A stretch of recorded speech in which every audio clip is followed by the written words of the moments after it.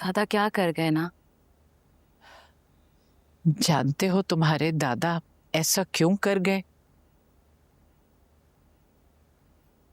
यही तो समझ नहीं आ रही दादी।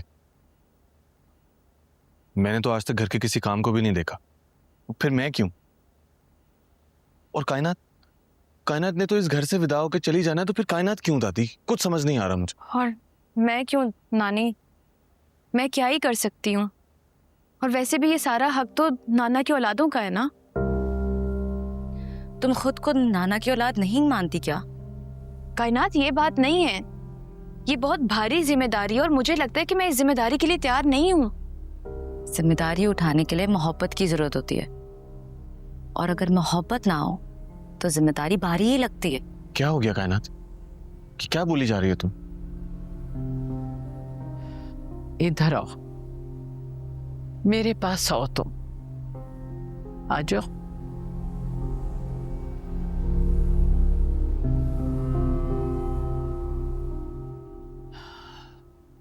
देखो बेटा, भरोसा बड़ी चीज है और भरोसा नियत का होता है।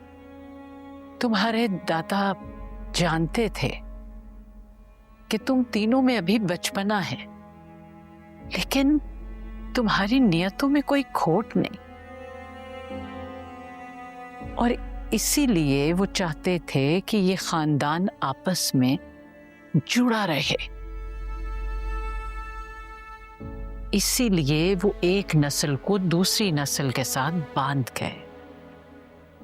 देखो बेटा, ये घर, ये दुकान, ये सब तो बस एक कड़ी है जो सबको एक दूसरे से जोड़ती।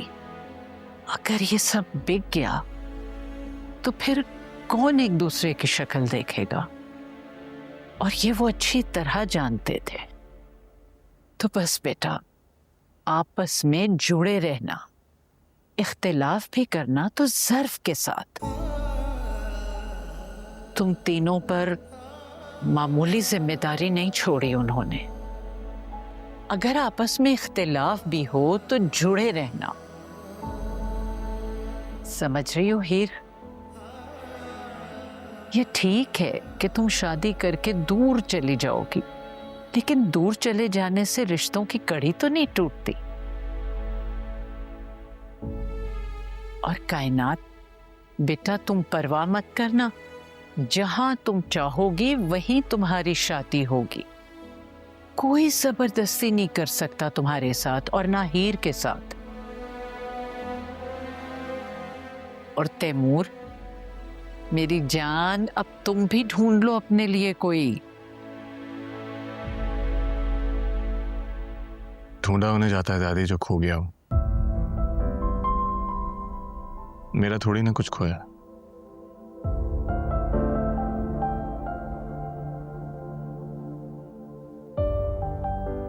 अल्लाह तुम सबको खुश रखे, सदा खुश रखे। कहीं पे कोई हंसता है, कहीं पे कोई रोता है।